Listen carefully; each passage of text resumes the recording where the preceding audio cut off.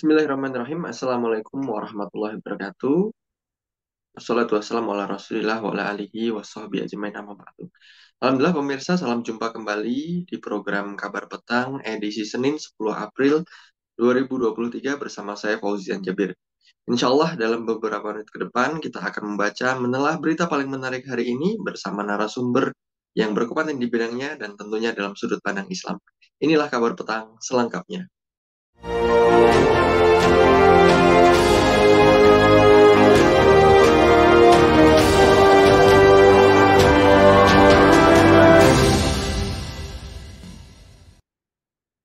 Kementerian Luar Negeri RI buka suara terkait seruan normalisasi Indonesia dengan Israel usai gaduh penolakan partisipasi tim Israel di Piala Dunia U20 2023.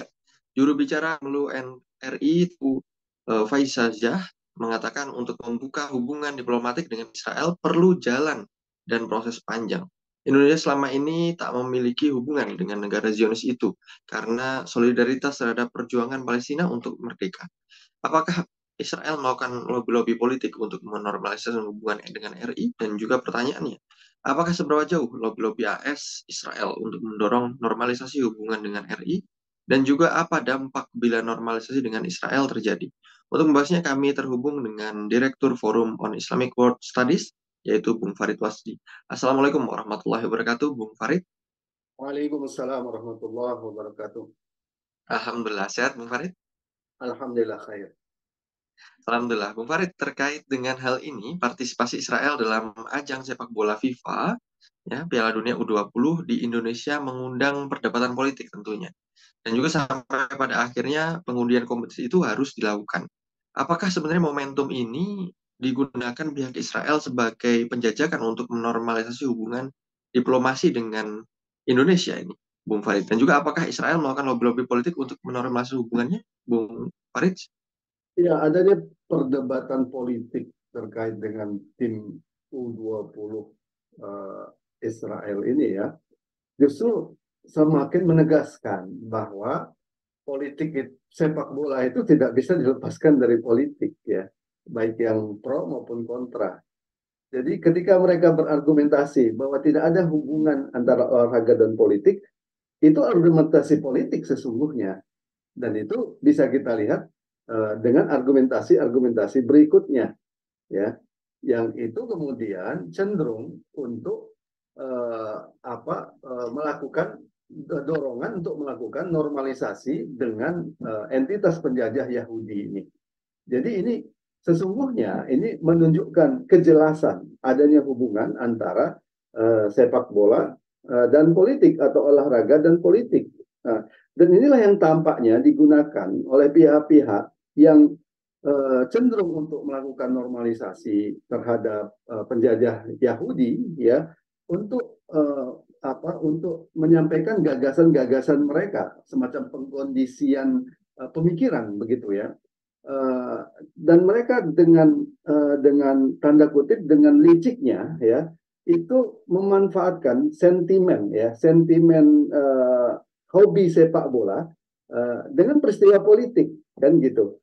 Uh, Kalau kita lihat, meskipun ada beberapa pihak yang menyayangkan dibatalkannya Indonesia sebagai tuan rumah, uh, lebih dominan itu karena tanda kutip kecintaan mereka, kesukaan mereka itu terhadap olahraga, kan gitu.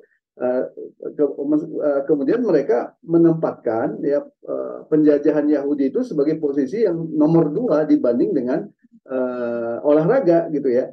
Tapi bukan berarti mereka itu otomatis mendukung penjajahan Yahudi. Tapi sekarang ini kalau kita lihat opini itu seolah-olah opini yang dibangun sekarang ini seolah-olah pihak ya yang kemudian menyayangkan Indonesia tidak menjadi tuan rumah ya seolah-olah itu mendukung entitas penjajah Yahudi. Padahal ini dua hal yang berbeda ya. Kemudian disimpulkan oleh beberapa pihak bahwa sebagian besar penduduk Indonesia itu sebenarnya tidak ada masalah dengan kedatangan tim sepak bola Israel, gitu kan? Jadi ada manipulasi politik di dalamnya, dan ini sekaligus menunjukkan bahwa politik dan olahraga itu tidak bisa dipisahkan. Justru sekarang ini kalau kita lihat pendukung-pendukung normalisasi entitas penjajah Yahudi menggunakan sepak bola ini atau penolak pembatalan Indonesia menjadi tuan rumah ini sebagai alat politik mereka. Ya, itu catatan yang pertama. Baik, Bung Farid. Sebenarnya Bung Farid, seberapa jauh lobby-lobby Amerika Serikat, Israel ya untuk menormalisasi hubungan dengan rakyat Indonesia ini? Dan juga apa dampak bila terjadi normalisasi tersebut, Bung Farid? Ya, negara yang sangat diinginkan ya oleh Israel, termasuk Amerika tentunya, untuk kemudian melakukan hubungan, membuka hubungan diplomatik penuh ya dengan entitas penjajah Yahudi itu adalah Indonesia. Ya, kenapa? Pertama, Indonesia adalah negeri Muslim. Itu yang pertama. Yang kedua, Indonesia adalah negeri Muslim yang penduduknya itu sangat besar.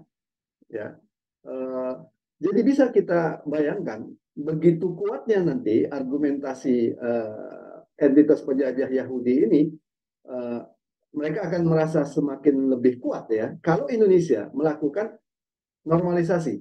Ya, bahasanya seperti ini. Lihat, negara yang mayoritas Muslim dengan jumlah penduduk yang sangat besar di dunia itu pun melakukan normalisasi, itu pun berhubungan dengan secara normal dengan entitas penjajah Yahudi. Ini nanti menjadi logika yang mereka gunakan, ya.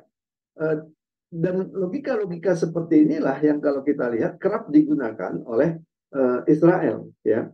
Contoh, ya, bagaimana duta besar Israel untuk Singapura, ya, mengatakan seperti ini. Dia mencontohkan negara yang sudah memiliki hubungan diplomatik penuh dengan Israel, yaitu Uni Emirat Arab. Ya, dia mencontohkan begitu. Dia katakan seperti Uni Emirat Arab memiliki hubungan diplomatik penuh dengan Israel, tapi di waktu yang sama mereka membantu Palestina. Nah, kita bisa lihat, ya. Jadi mereka menggunakan argumentasi hubungan diplomatik sebuah negara, ya, itu untuk kemudian melegalkan, ya, hubungan diplomatik dengan mereka. Apalagi itu kemudian dilakukan oleh Indonesia, gitu kan? Padahal banyak hal yang perlu kita kritisi ya dari pernyataan-pernyataan mereka, ya. Terkait dengan pernyataan duta besar Israel untuk Singapura ini, Sagi Karni, ya, yang mengatakan Indonesia perlu membuka hubungan dengan Israel jika benar-benar ingin membantu Palestina. Ini kebohongan, ya. Kenapa? Betapa banyak negara-negara Arab ya yang sudah melakukan ya hubungan diplomatik penuh dengan entitas penjajah Yahudi, contoh Mesir, Yordania, Turki, ya, termasuk kemarin itu Uni Emirat Arab. Apakah itu menghentikan penjajahan Yahudi? Tidak. Penjajahan Yahudi itu terus berlangsung. Pembunuhan terhadap umat Islam itu terus berlangsung. Ya, bahkan penyerangan terhadap kaum muslimin saat kaum muslimin di bulan Ramadan ini di Masjid Al-Aqsa itu terus berlangsung. Jadi argumentasi yang mengatakan bahwa dengan melakukan hubungan diplomatik dengan penjajah Yahudi ini akan membantu ya Israel, akan membantu Palestina, ini adalah kebohongan. Karena sebagian besar negara-negara yang telah melakukan hubungan diplomatik, ya, seperti negara-negara Arab, tidak sama sekali menghentikan penjajahan yang dilakukan oleh Yahudi. Ya, yang terjadi malah itu memperkuat ya legitimasi mereka sebagai penjajah. Ya, dan ini bahayanya kalau kemudian terjadi hubungan diplomatik penuh ya dengan Israel. Ya, berarti Israel itu dianggap sebagai sebuah negara yang sah. Ya, padahal mereka itu adalah penjajah. Pengakuan terhadap Israel sebagai sebuah negara yang sah itu memiliki konsekuensi yang sangat besar. Ya, artinya apa? Tindakan-tindakan Israel, ya, atas nama kepentingan negara seperti membunuhi kaum muslimin di Palestina, kemudian mengusir kaum muslimin di Palestina, termasuk merampok ya merampas pemukiman-pemukiman kaum muslimin di Palestina itu menjadi sah dengan alasan untuk kepentingan negara, untuk kepentingan keamanan nasional negara. Ini yang kemudian diinginkan oleh Israel, ya. Jadi apa bahayanya melakukan hubungan diplomatik penuh dengan penjajah Yahudi ini? Berarti melegitimasi tindakan-tindakan keji mereka, ya. Karena itu perlu kita tegaskan, pembukaan hubungan diplomatik dengan penjajah Yahudi ini adalah pengkhianatan, ya, terhadap umat Islam, pengkhianatan terhadap kaum muslimin, ya, dan pengkhianatan terhadap prinsip penting dari negeri ini, yaitu anti penjajahan, ya. Karena adalah tidak benar, tidak tepat, ya, tidak pernah terjadi sama sekali ketika ada hubungan diplomatik dengan Yahudi ini, kemudian terjadi perdamaian. Tidak pernah, ya. Karena perdamaian itu tidak akan pernah terjadi ketika entitas penjajah Yahudi itu masih ada di sana. Ini catatan kita. Karena persoalan di Palestina itu justru karena penjajahan itu. Bagaimana mungkin ada perdamaian kalau penjajahan itu masih ada? Sama halnya dengan masuknya perampok ke rumah kita, misalkan, ya. Kemudian dia menguasai rumah kita, membunuh penghuni rumah itu. Kemudian dia mengajukan perdamaian, tapi dia masih melakukan hal yang sama. Dia masih ada di rumah kita, dia masih merampok rumah kita, dia masih membunuh penghuni rumah itu. Di mana letak perdamaiannya? Maka perdamaian hanya bisa terjadi kalau Israel, ya, keluar dari bumi Palestina, dan itu tidak mungkin terjadi lewat konsepsi perdamaian yang digagas oleh negara-negara Barat. Bahkan tidak mungkin terjadi lewat konsepsi atau solusi dua negara yang digagas oleh Amerika dan termasuk yang diikuti oleh Indonesia. Karena solusi dua negara ini, ya, akan tetap mempertahankan berarti berupa pengakuan, ya, terhadap entitas penjajah Yahudi. Karena perdamaian, ya, termasuk solusi dua negara itu mensyaratkan pengakuan terhadap entitas penjajah Yahudi. Baik, Bung Farid, tadi juga disebutkan oleh Bung Farid terkait dengan bagaimana sikap penguasa Arab, ya. Yang ini juga tadi melanjutkan bagaimana dijelaskan oleh Bung Farid, akan sangat berbahaya jika kita mengikuti, ya, konsinyasi ataupun perdamaian-perdamaian yang diinginkan oleh orang-orang Yahudi. Tapi ke depan apakah akan ada normalisasi RI dengan Israel ini, Bung Farid, dan juga apakah ini akan terjadi, ya, antara Indonesia dengan Israel, dan juga bagaimana sikap para penguasa Arab yang dimana akhir-akhir ini akhirnya mengakui entitas Yahudi secara hukum dan legalitas keberadaannya di tanah Palestina, ya. Dan Iya, juga perlu jadi kita seperti catat apa, Bung Farid? normalisasi normalisasi negara-negara Arab, ya, dengan entitas penjajah Yahudi. Tapi kemudian itu tidak pernah menghentikan, ya, penjajahan Yahudi. Justru penjajahan Yahudi itu semakin kuat, ya, dengan adanya pengakuan hubungan diplomatik atau pembukaan hubungan diplomatik dengan negara itu. Baik, Bung Farid, apakah sebenarnya melakukan rekonsiliasi permanen dengan entitas Yahudi yang berarti berakhirnya keadaan perang? Ini juga ada ungkapan yang seperti itu, yang akhirnya meniadakan peperangan apapun dengannya dan merupakan tindakan yang sesuai dengan moral dan hukum syara, Bung Farid. Ya, bagaimana dikatakan itu penghentian perang sementara penjajah yang masih di sana?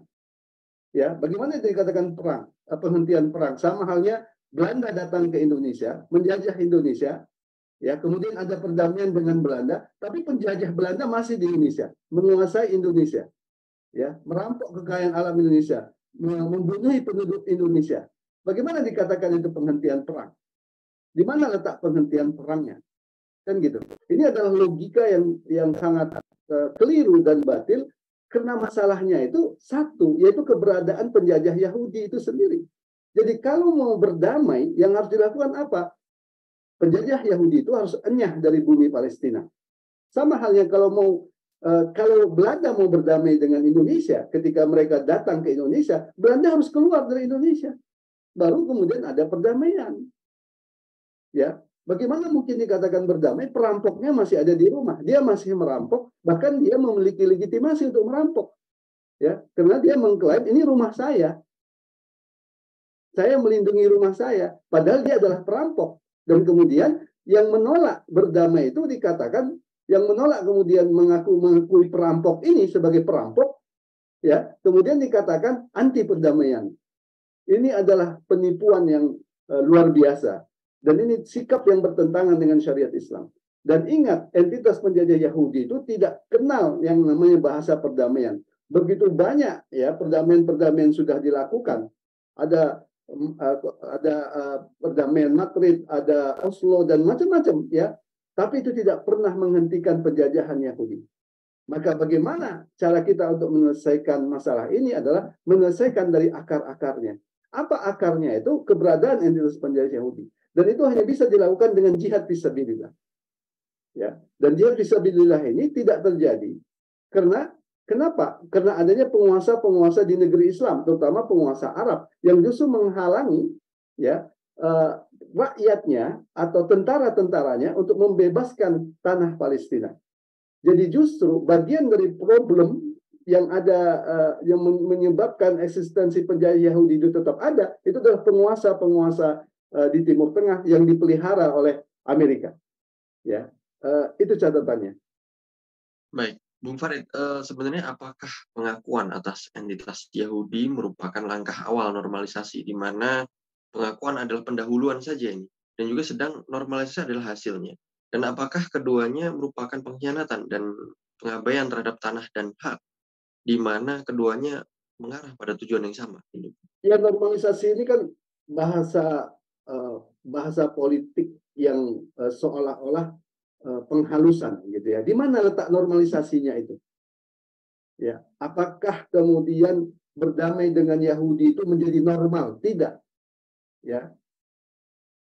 Normal itu terjadi kalau penjajahan itu kita tentang. Penjajahan itu hilang dari Palestina, baru disebut normal. Tapi bagaimana dikatakan ini normalisasi? Ya, seolah-olah menjadi normal ya dengan pengakuan hubungan diplomatik tersebut. Justru pengakuan hubungan diplomatik tersebut bentuk tindakan abnormal gitu ya. Karena berarti mengakui entitas penjajahan. Dan ini seharusnya tidak pernah menjadi sikap negeri Indonesia ya, karena kita sebagai muslim ya, bersaudara ya, dan konstitusi kita itu dengan tegas mengatakan bahwa kita itu adalah anti penjajahan. Karena itu siapapun yang melakukan hubungan diplomatik dengan penjajah Yahudi ini adalah bentuk pengkhianatan terhadap sikap Indonesia yang sejak awal itu adalah anti penjajahan. Dan ini pengkhianatan terhadap kaum muslimin secara keseluruhan. Baik, terima kasih Bung Farid Watsy selaku Direktur Forum on Islamic World Studies atas kesempatannya. Alhamdulillah pemirsa, sudah kita selesaikan kabar petang di akhir petang ini. Semoga bermanfaat bagi Anda semua. Dan juga jangan lupa subscribe, like, dan juga share sebanyak-banyaknya konten kami. Semoga menjadi amal jariah bagi Anda semua. Dan juga akhirnya saya Fauzi Nabir bersama kru yang bertugas mohon undur diri. Wassalamualaikum warahmatullahi wabarakatuh.